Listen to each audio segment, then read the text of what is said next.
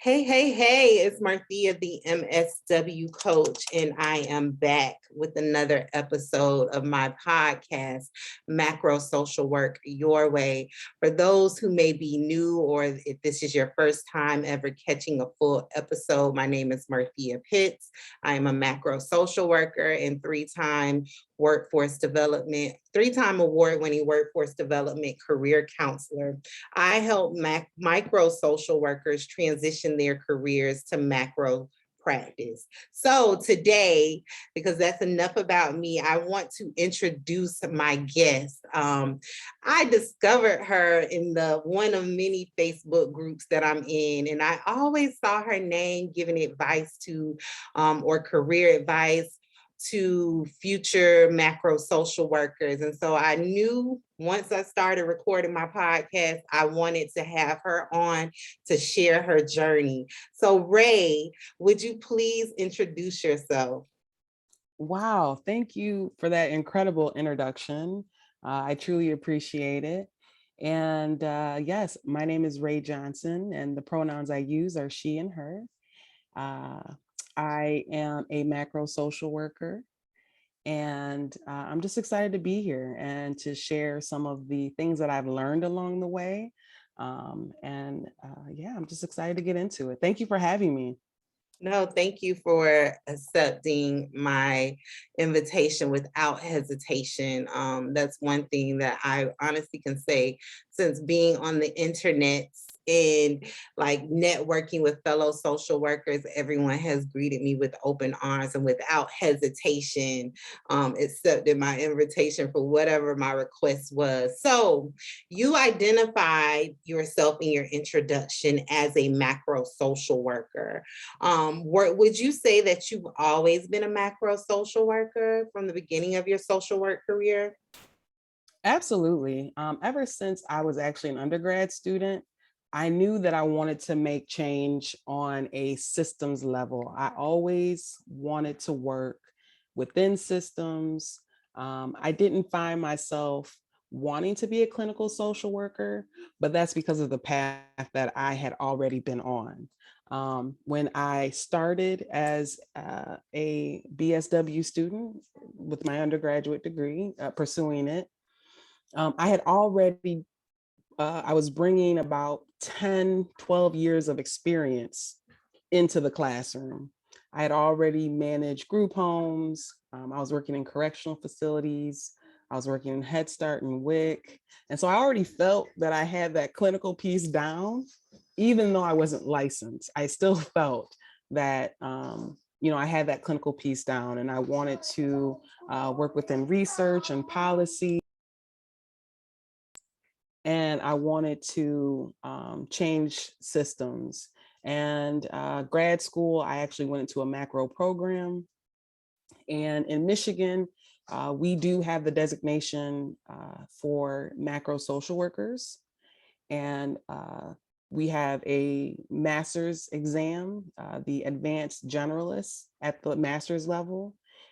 It is not a macro exam. I will definitely say that. I've taken that exam. It is not a macro exam. It's about 70% clinical. However, upon passing, you receive a macro designation. So in Michigan, we absolutely can have our license read, MSW macro. Or you might see folks who have clinical and macro. But for me, it is just macro. So that's great that you talked about the fact that your state has that designation, because I oftentimes get the question from future macro social workers as to, is licensure or designation, as you refer to it, required for jobs out there? What's your experience regarding that? My experience is that folks are going to do what's best for them. I have never been rejected from a job because I didn't have a license, a macro license or a clinical license. The work that I focus on doesn't necessarily need a license. And I know a lot of the talk, and especially in a lot of social work groups on the internet, where folks will say, you need a license in order to practice and do the work that you do. And for macro social workers, resoundingly, that's not a barrier to the work that we do. And I do not believe in getting a license just for the sake of it. Where folks are like, just in case, because licensure is so expensive. The barriers to taking the test, because we talk about how there are inequities within the exam itself. And so I don't want to tell a social work student who's interested in macro that they will need to take an exam. Definitely depending on, their career choices, the field they want to go into, their goals, their time, their energy, like you got to put a lot into it. And so the only reason why I took the exam was because I honestly just wanted to see what it was like. I said, well, this is a macro exam that everyone keeps saying it's a macro exam. I said, well, let me see how macro it is. And I took the exam. I did not pass. I missed by 4 points. And that was 2020. Yeah, that was in 2020. And so I know that it wasn't the content that I didn't know, it was how I answered. And so I anticipate I might take it again, but it is not a factor that determines my job or my salary. It's just something that I kind of aspire to have as a macro social worker for me. But I know many social workers who are beyond successful without the license. I love that you brought up the point that the majority of the advice that you hear around licensure is to get it, even if you say you were macro, because I find that to be true as well. But being a job search, job matching expert, like I've won awards doing it, I've never really I can't even name one job macro focused where it says macro licensure or any type of licensure is required unless you are focusing towards mental health, behavioral type, clinical focused macro positions. So I'm glad that you brought that up, because I've talked with several social workers around the nation who are stuck in positions because they were really pushed to get licensure. So they're now with these organizations that are doing their supervision and all of the things, and they're there for 5+ years or however long that takes, because I am not clinical and our state does not have licensure for macro. But I've had a lot of conversations with social workers who are really struggling in their current positions in the pursuit of licensure. So thank you for bringing that up, because I know that will be tremendously helpful to those who are listening to this podcast. Now, if I could just add real quick, upon reflection, really one of the reasons why I wanted the macro license is in higher education, when you teach the field practicum course, you need a license. And one of the courses I would like to teach is field practicum. I want to work with macro students specifically, because I had it in grad school. I had a macro social worker over my field practicum, which I thought was highly unusual. And we all were in a class together, all macro social work students, and we were talking about our internship. And this macro faculty did not even push the license, but was just able to teach that. Now, of course, higher ed has that barrier. Who knows, it may be broken, we may push through it in the next few years, but to teach the practice courses or field practicum, you do need to hold a license. That's higher education. But we can certainly teach policy. We can teach any other course. And there are several courses. You can even do a specialization course in macro. And so it's not needed, but for the course I want to teach, it is needed. But I can still do other courses. It won't hold me back. So that's a great point that leads into the conversation about the importance of career planning. I am a big advocate for social workers to have a career plan, a strategic career plan, because it avoids the never ending cycle of like being stuck in positions where you don't have high job satisfaction, which based on research by CSWE, job satisfaction rates are very low for social workers because of the fact that many of us get, pigeonholed is what I like to call it, to direct 100%.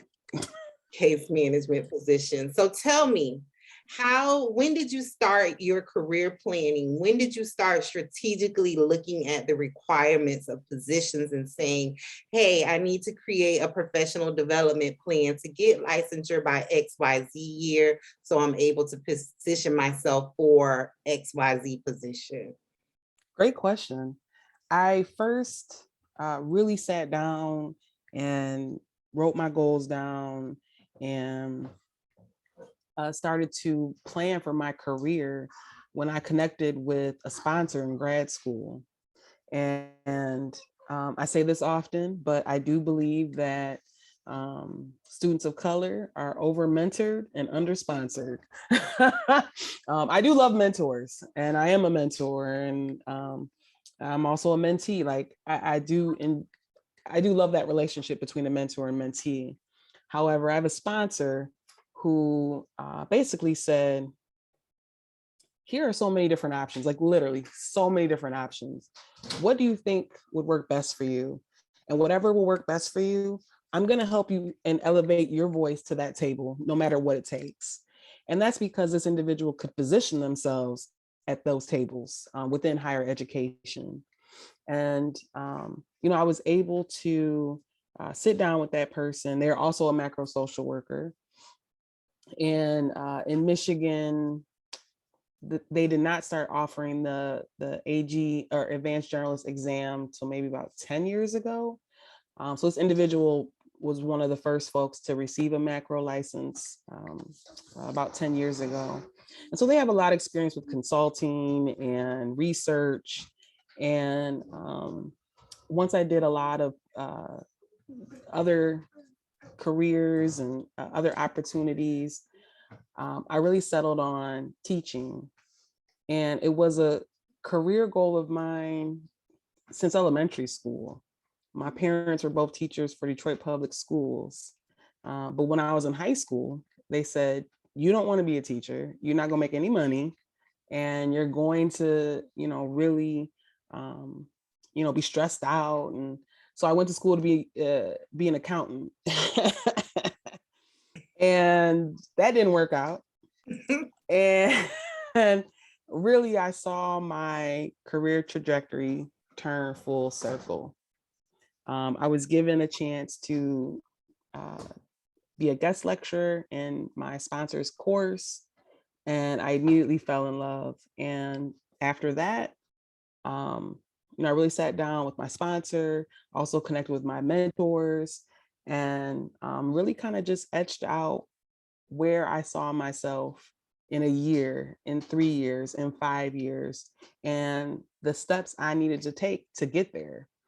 Because macro social work is so broad, right? You can go into something one day, find something out about that job, and say, you know what? I like that part of the job.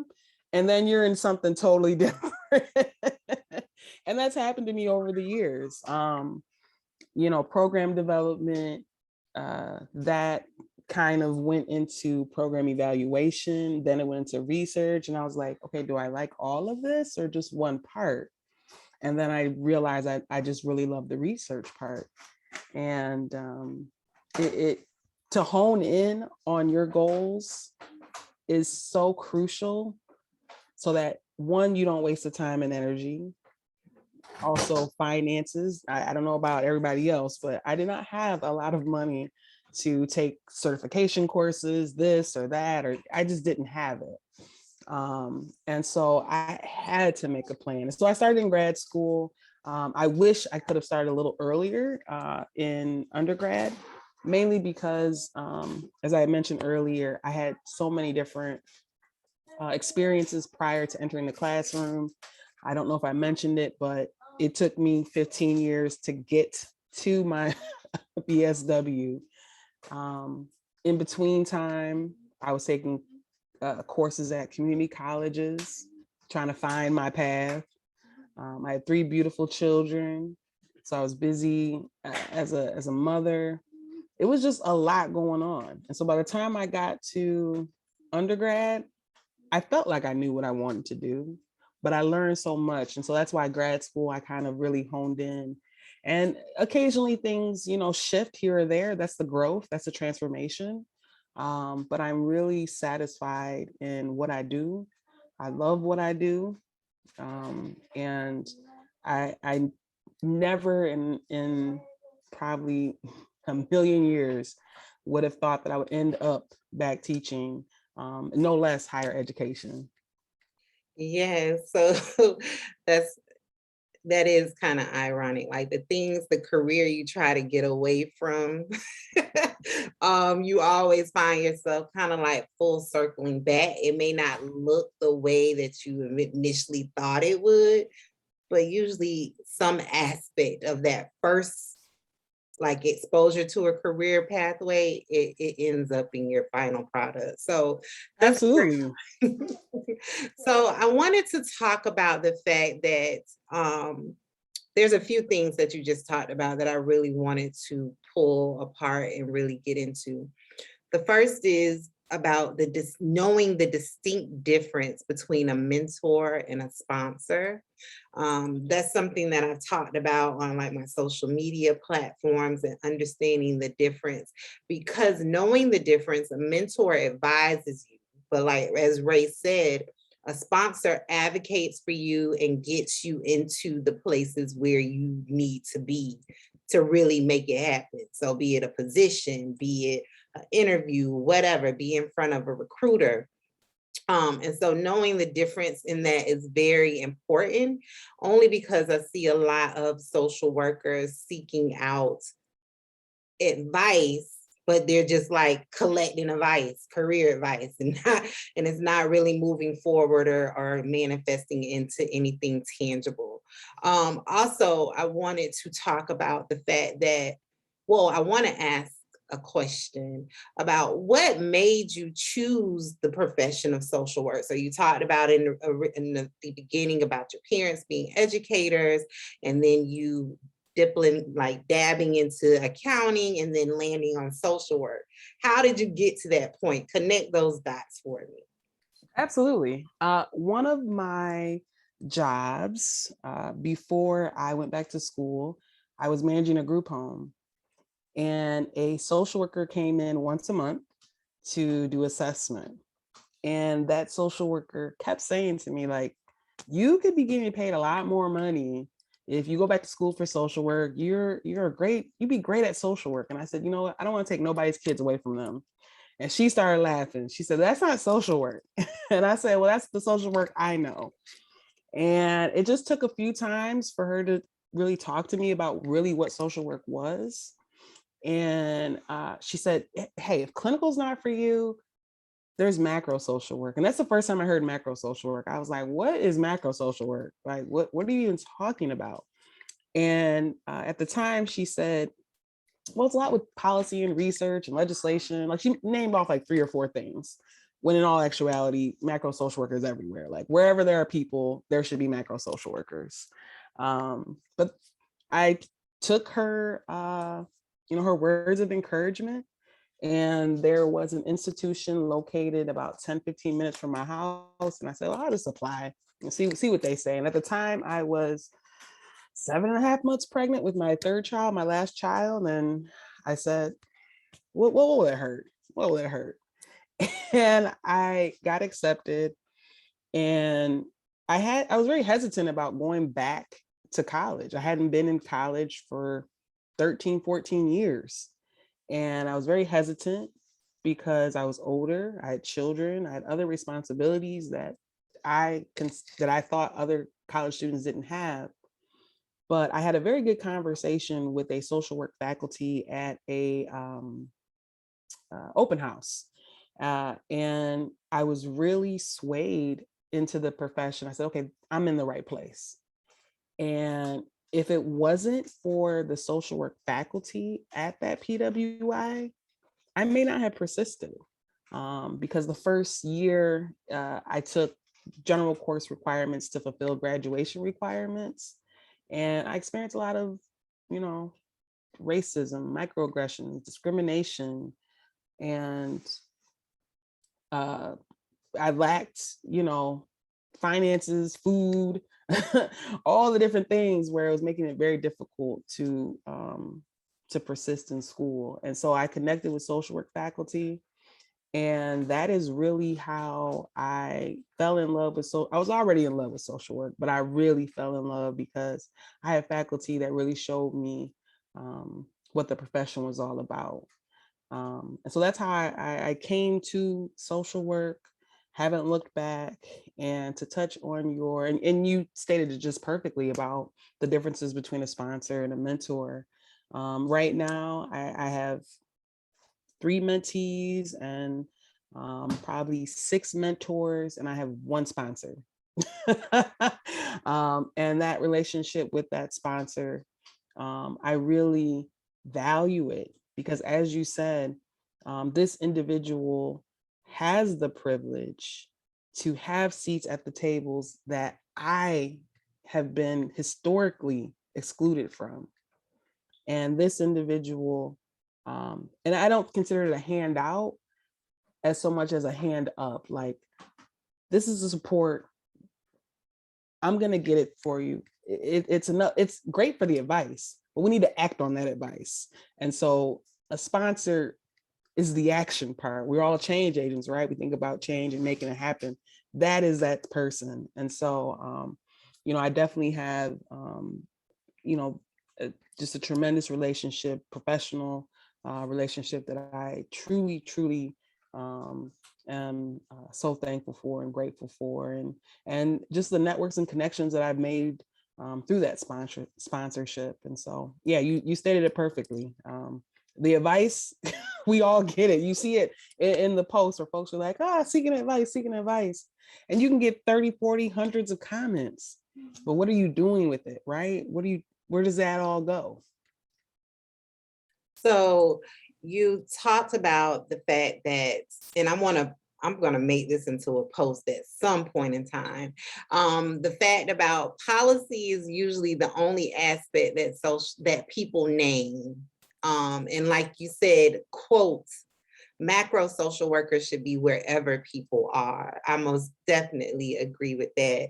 And I want to put that in quotes and share it everywhere, because when I talk to social workers about these other pathways that you can take or positions you can use your transferable skills in, they usually look at me like, what, why, how is that possible? And it's only because they're only getting conversations around policy, or like in working with my coaching clients, because I have a 6-week career accelerator, micro to macro social workers. I'm having conversations about, with clients that come in and say, I want to do policy. But then like a weekend, they're like, I don't like to read or research or write or do all of this. And it's like, how are you going to do policy? Exactly. That is policy.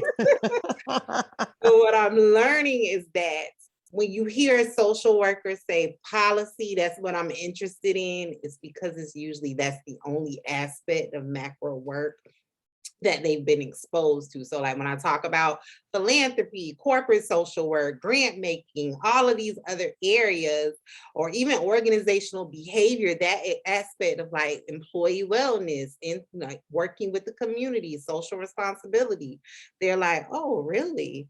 And so that's why I'm glad that you brought that up, because it's very important to have these conversations about other places, settings that social workers can show up in. We don't only work just in social service settings. We can work in corporations, we can work in private organizations, we can work wherever we want to work. We can be entrepreneurs.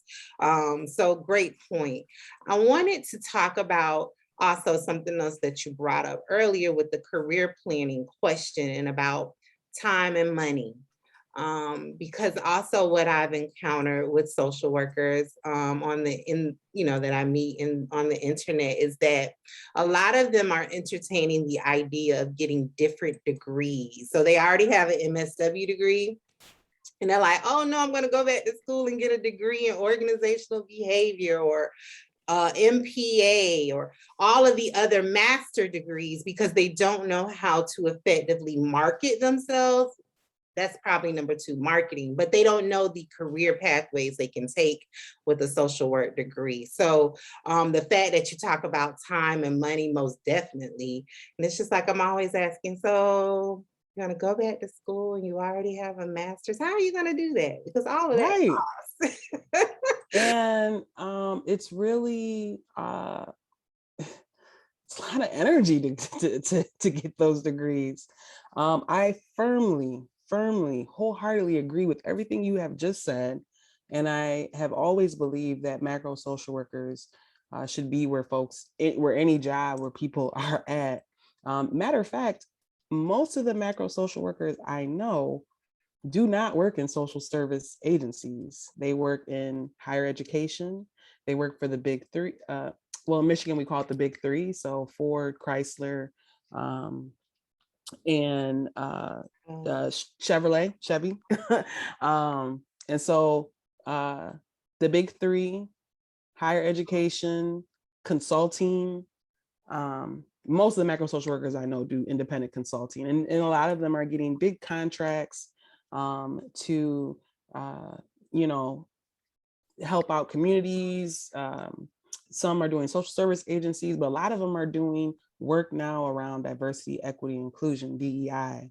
And so one of the things that I thought was kind of funny was in higher education, they're starting to have these conversations that, really to kind of advance your career, you need a certificate in diversity, equity, inclusion. And I laughed about that because I said, that is the MSW degree right there. That's the DEI work. And I don't believe that additional certificate is needed to do the work that we already know.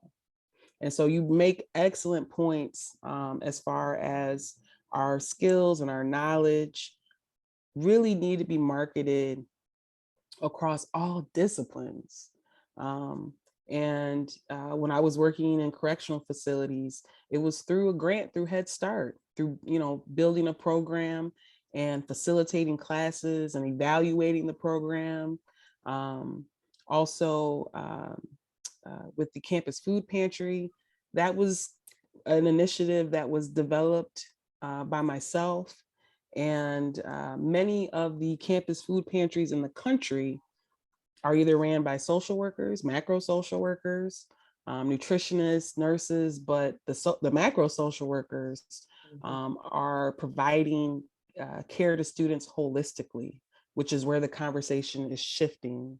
Because campus pantries used to be run by dietitians and nurses, and they would, try to find out the students, how their habits of eating, so all this. Well, guess what? Macro social workers came in, changed the whole landscape and said, yeah, we get why you're asking what they're eating, but we want to know how they got to this point. We want to know all the things, person and environment. So we're going all the way back to the BSW education of treating the person holistically. So macro social workers, as long as we have these skills, we have them. And I love the fact that a lot of graduate programs are really targeting macro social work and providing different avenues.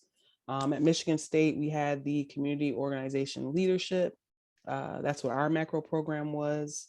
At U of M, they have policy, they have political social work. Wayne State has a robust macro program, mainly because it's downtown Detroit. So you're gonna have a lot of different exposure. But yeah, wherever folks are at, that's where macro social workers need to be. Yes, most definitely. And you can blend anything that you are passionate about with macro social work. I had a coaching client who was a certified, a registered nutritionist. I always get it confused, dietitian, nutritionist.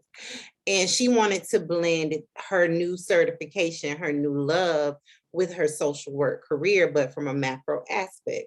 And she now works with the organization in North Carolina, doing work around health and nutrition for children and their families. And Love it. even if you were interested in accounting, you can blend Oh macro yeah. work into that, because Yep. how do your populations, the organizations that that serve them, they need someone who's really passionate about the work, being in charge of the funding and making certain that things are getting taken care of and that they're getting the support and the resources that they need. So great point. Yeah. I actually just got an email probably the other day from a organization that I did some grassroots work with.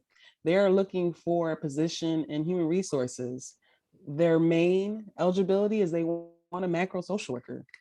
Love it. They didn't even list like human service or uh, HR experience. Really, they were asking for someone to lead who's compassionate, empathetic, because they're working with folks who are formerly incarcerated. And so they said, we don't want anyone else for the position. They said, can you circulate this around your macro social work networks? I said, absolutely. This is a perfect position for a macro social worker. I love it. I would love if you forward that job description to me, because that's a clear indicator that they work either with social workers, macro social workers, or have one on staff to know that we have the ability to do that. Because the hard, cold truth is that the world only knows, I always say, three sides of social work, and I try not to say it every episode, but they do. They only know like child welfare, case management, and clinical. So, and there's a lot Bingo. of there's a lot of macro social workers out there trying to change that narrative and just make the world more aware. But Ray, so when you introduce yourself, and I was just waiting to see if you want to get into all of this, you were very humble in your intro. So Ray did not, and you may have like alluded to it in your responses earlier, but Ray is a current doctoral student. She's in her third year. Congratulations. Thank you. Thank you. And her program specifically is higher education with a focus on educational leadership and social justice. So I would love to hear, like, what were your thoughts before you even, like, when you started looking for programs, before you even hit the apply button, what is your main career goal? What are you hoping to do, or what are you going to do rather with Yeah. your PhD degree? Yeah, so my where am going to end up is tenured faculty.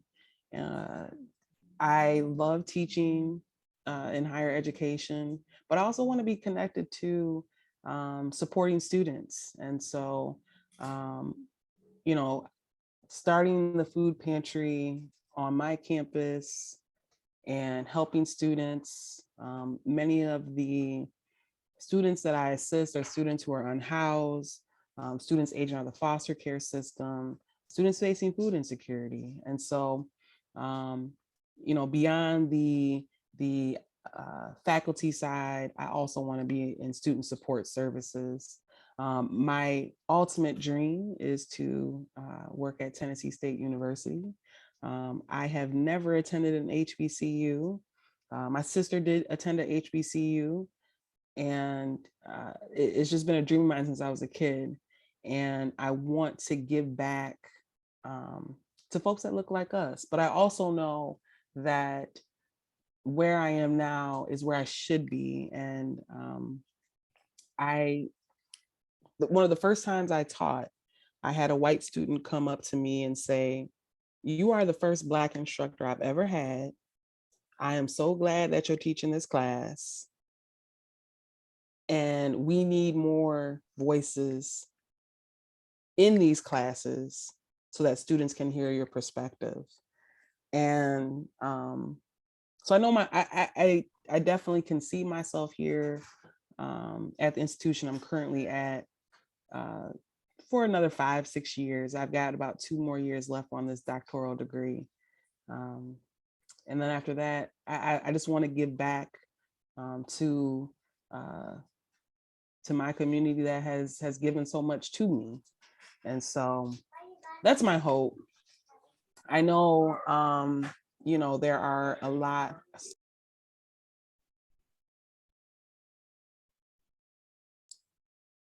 I know that, a lot of folks in these higher ed spaces discuss the differences between PWIs and HBCUs.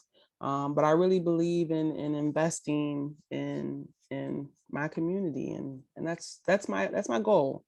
And so that is what I intend to use my doctoral degree for. Also, I think currently right now, I think it's under 5%, maybe 3.5% of Black women hold doctoral degrees. And I'm looking to break that. I'm looking to add my voice to research, add my voice to publications, because in social work, and you really don't need a doctoral degree to publish. When people ask me, is that the only reason why you wanted to get your doctoral degree? Absolutely not. You can publish with a BSW, MSW. You can publish, and you should publish, because oftentimes in social work publications, we see a lot of research on communities that look like us, written by people who don't look like us. And so I want to change that narrative. But no, you don't need the doctoral degree for it. I've just been blessed that in order to continue to manage the campus pantry, I've been afforded the opportunity to continue my education and get the doctoral degree. Because if it wasn't free, baby, I would not, if it was not free. And I shouldn't necessarily say free, I'm also working at the institution. But yeah, that's where I see myself. And I'm extremely proud of developing the pantry and bringing it to campus, because it's created not just conversations and not just safe spaces for students who have been historically excluded. So that's queer students, Black and brown students, students with diverse abilities. The pantry is a safe haven for them. But it's creating conversations in other offices, right? Because now faculty, now staff and administrators, they're seeing this issue or issues that are happening on campus.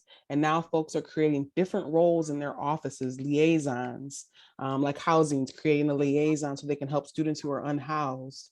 I believe the dean's office is creating a position that really should be for a social worker.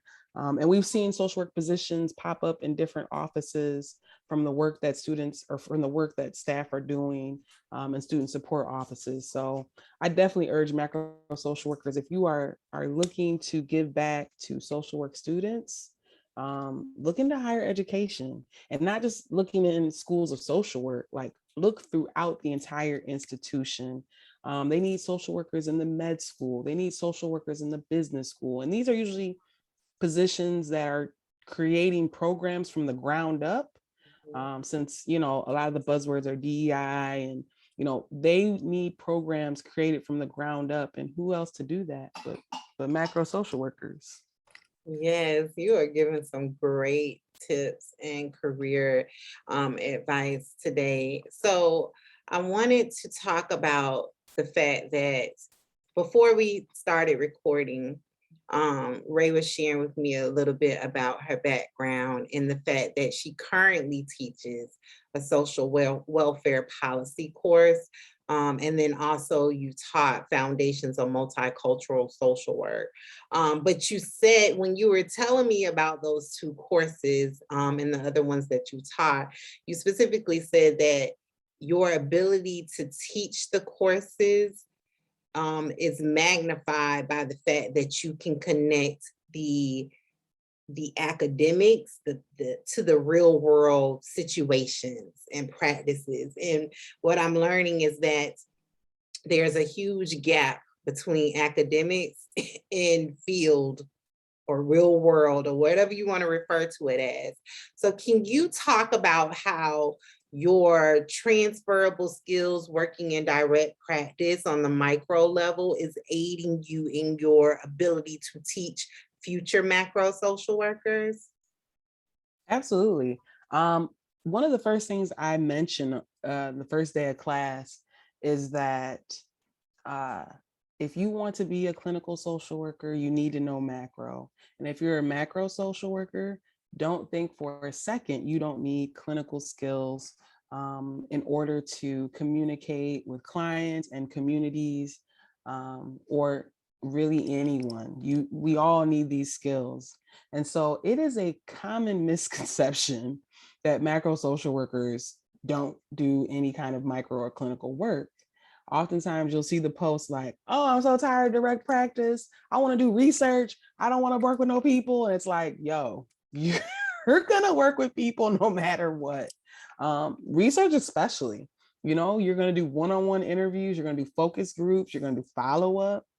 And so that is what I try to relay to students, that I am actually trying to transform students to think of it as, to be an effective clinical social worker, I have to be a macro social worker. And to be an effective macro social worker, I have to have certain skills in order to effectively communicate what I'm trying to do. And so I think students enjoy that approach, or at least they take heed to it, because I tell them straight up, I don't want you all to be the students or to be the social workers after you graduate who say, where's the macro social worker? I need somebody to talk about policy. I said, that is not how it works. You all have to have the skills to do the macro work, and then vice versa. I find it pretty seamless to kind of talk about these skills and how they go hand in hand or how they work in tandem, because that's the work I've already been doing. Even though I've created programs, I also end up managing them. So I'm creating the toolkits or the mission, the vision, and the procedures or a volunteer training manual. And then I'm often managing it and implementing it. And so I have to have these skills. And I will say that some of the courses didn't fully prepare me for micro work, because it was often like the mental health aspect, like this is how you talk to a client. It's so funny because it actually reminds me of a grad school assignment where my teacher, my professor, oh, it's so funny. You remember how you had to do like role play? And so I had a friend of mine do role play, and we're doing role play, and she said something about she had a gambling addiction, this and that, and I wasn't fully prepared for her to say that. So I said, oh, okay, would you like to know about some programs? Like I totally avoided what she said. I remember my professor saying, so I know you're a macro social worker, but let's talk about how you effectively communicate. And I appreciate that professor for kind of letting me know about that and telling me, like, no matter if you're a macro social worker, you're going to have these skills. I definitely feel like the real world prepared me more. It is critical for macro programs to address this. And if you, provide the tools for macro social work students in grad school, then, that really kind of gives them the confidence, and it gives them, that, oh, this program, they care about me. They're not just giving me the books to talk about macro social work. They're going to tell me or show me, this is how this area may work. And one of the things I do in both any of the class that I teach, is I kind of do a red table talk. And I did it before Jada Pinkett did it. I didn't call it red table talk, but I brought in macro social workers or micro social workers who really focus on macro work, or did both. I always brought them into the class, and they were given, 10, 15 minutes, and usually it always went longer, like usually half an hour, 45 minutes. But just talk about what they do, talk about, how they got there, what kind of macro work they do. And so I firmly believe in the exposure of macro social workers to social work students. They see it, that's a lot of that intrinsic and extrinsic motivation. If they can see that someone's actually doing that, it really helps fulfill kind of a purpose, a motivation to kind of do that. So, yeah. Yes, most definitely. Point of reference is crucial for macro social workers for us to really push the importance of this work. And it's hard for social workers who are working on the front lines because I oftentimes hear from them like, I don't even know a macro social worker. And it's like, you probably have ran across one. They just probably didn't like advertise that they're a macro social worker, because I'm finding that's pretty common too. I haven't I figured it don't know out why that someone would do why. that. Yeah. We are incredible. Yeah. Most of the macro social workers I met while I was in school, they worked at NASW for our state chapter, and I'm still connected to many of them. I'm actually a delegate for NASW Michigan, which requires no license. Really, none of the positions at NASW are mostly held by macro social workers. Our policy person is a macro person, no license. They're incredible. And that's not to, I definitely don't want to shade folks who do want to pursue the license, but Right. I'm just telling y'all the opportunities are out there for macro social workers to get involved into what you want to do. Yeah, most definitely. It's not shade. It's just bringing awareness to it. So Ray has given you like a ton of tips, right? She talked about the importance of sponsorship, the importance of developing your professional brand, which is I'm all for that, by seeking out those opportunities to really showcase your work and your experience, being writing a piece, being published. All of those should be a part of your professional development plan to really build your brand and people learning about your work and your experiences. And I always say that the greatest macro social workers are those who experience the paradigm shift while working on the front lines in micro work. Because how can you be a macro social worker if you don't know the real needs, is what I call them, of the populations that you are advocating for? So Ray, I have a few more questions and then we'll wrap up. Were Absolutely. you ever hesitant to advance into leadership roles? If so, what did you do to overcome it? Absolutely. When I developed the pantry, I at that time I really loved behind the scenes work, and with the pantry, I had to be the face, and I was unsure of that. I was unsure of it because, for one, I had never worked in higher education, and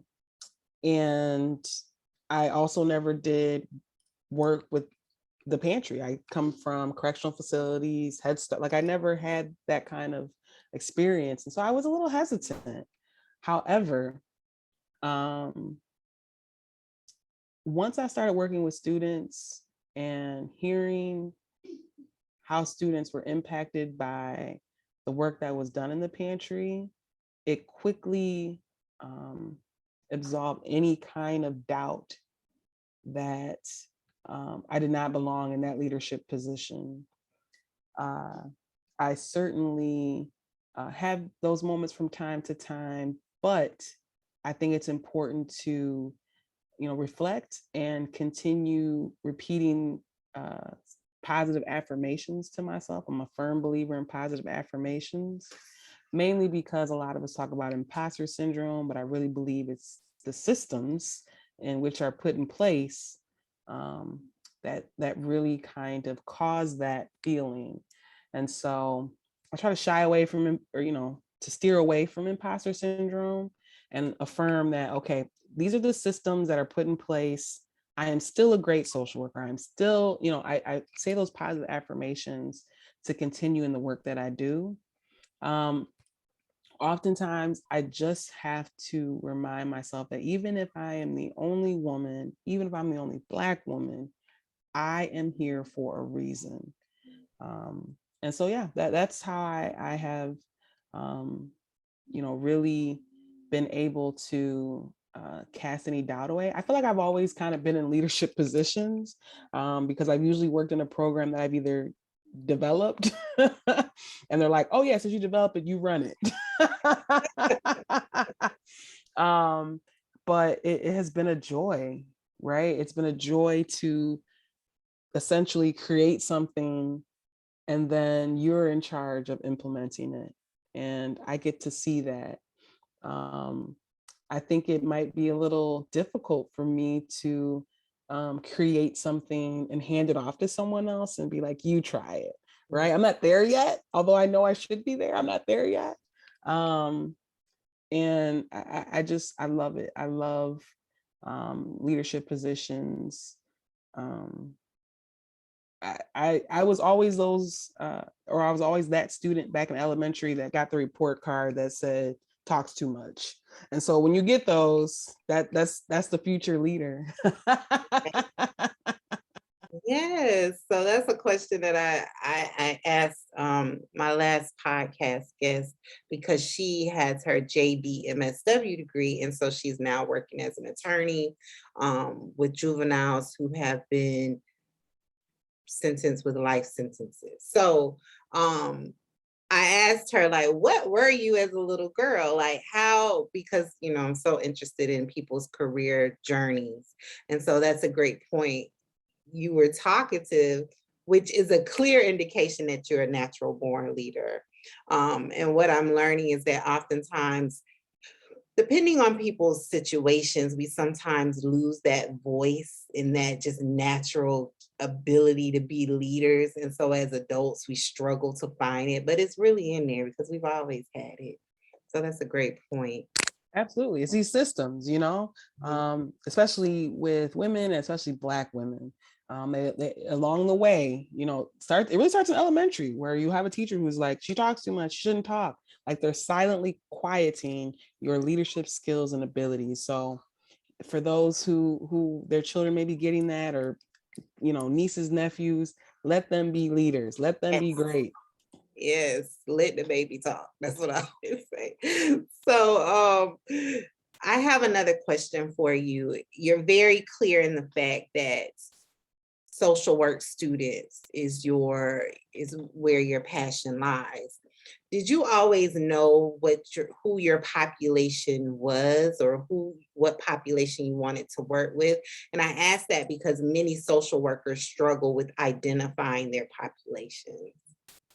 Yeah, I had a professor in grad school that often talked about, what population do you want to serve? And she would always answer, all of them. You're going to serve all of them. And we were like, no, we're not. We would have folks who be like, I want to do gerontology. Oh, okay, guess what comes with that? They're adult kids. They're adult kids who have little kids. Oh, okay. You want to work in CPS foster care? Guess what? You got to work with the parents. Who else you got to work with? Sometimes they're grandparents too. So the answer to that question for me always, when students say, well, I'm not sure what population I'm going to work with, I always tell them you're going to work with all of them.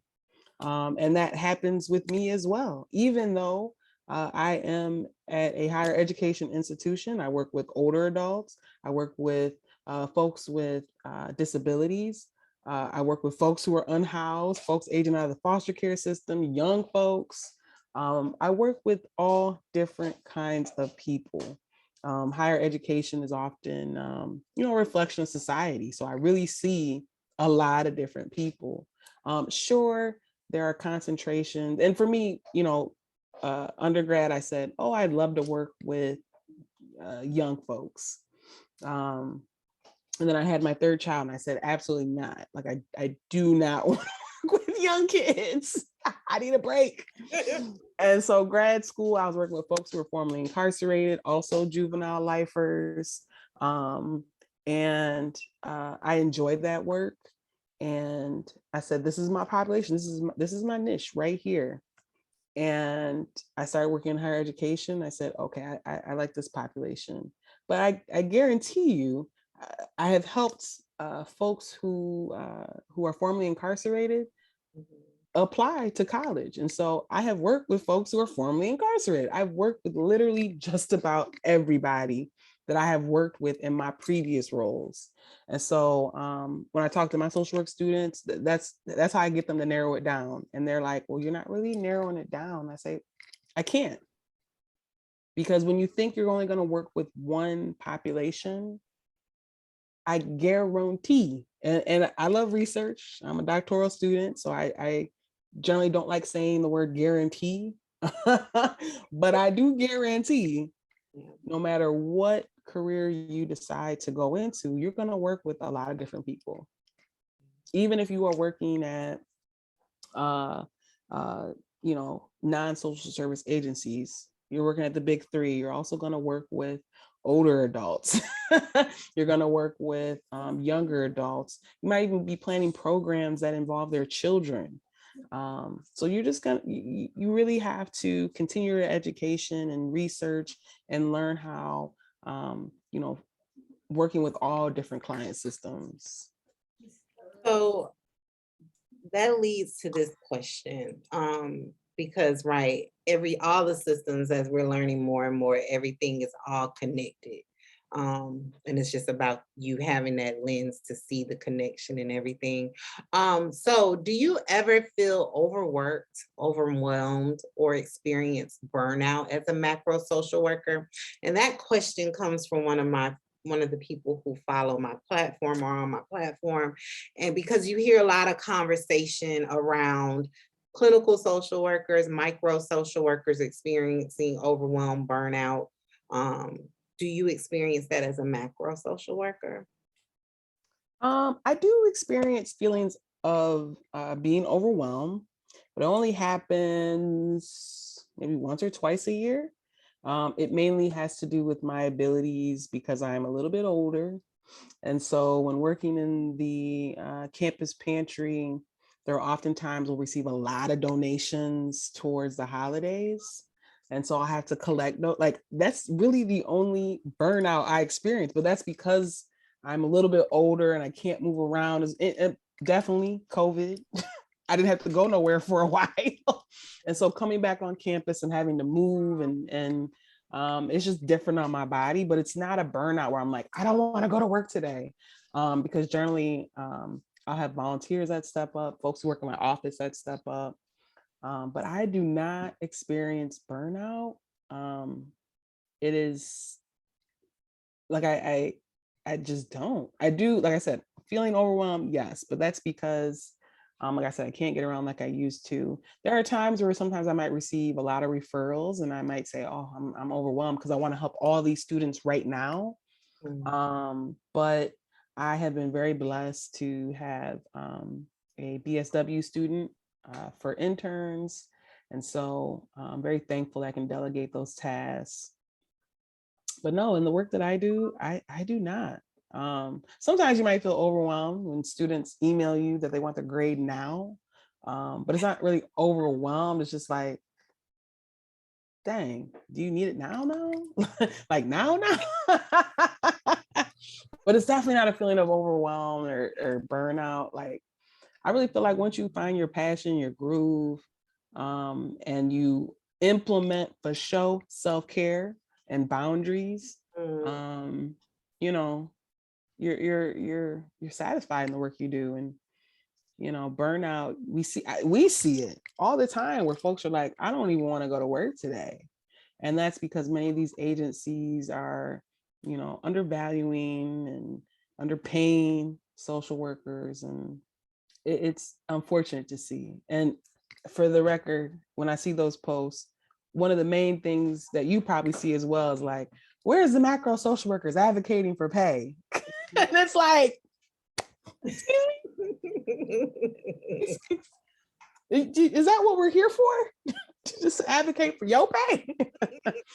Not that I'm sure a macro social worker wouldn't pick that up, but that's usually what you will see is we need something.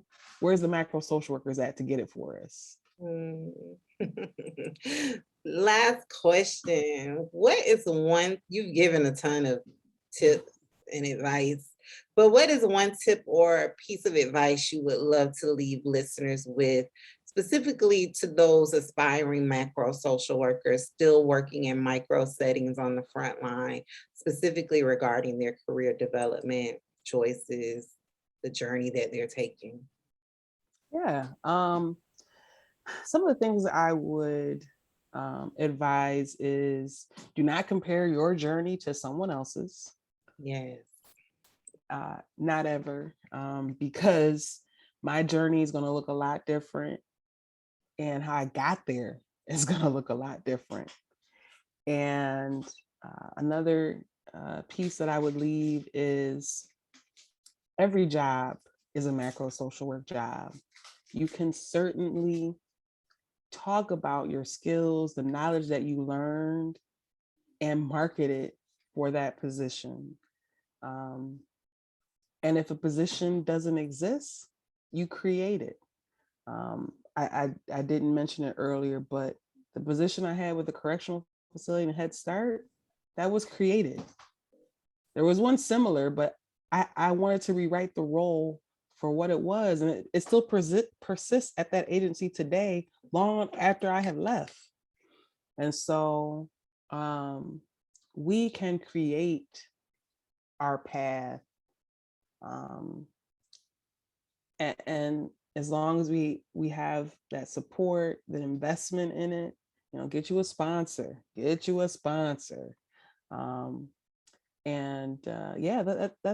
what I would leave.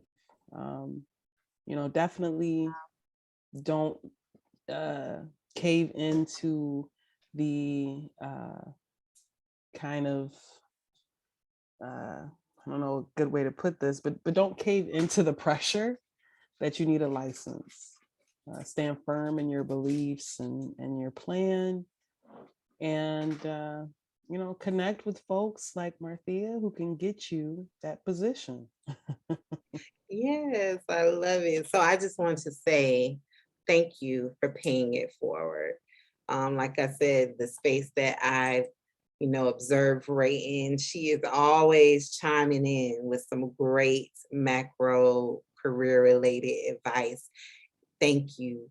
Your experiences and knowledge, I love the way that you are paying it forward and really nurturing those future macro social workers, because we truly are the change that the world needs. Like, we need to be in these leadership positions. We need to be designing these programs, services, policies, laws, whatever aspect of macro it is that you're interested in.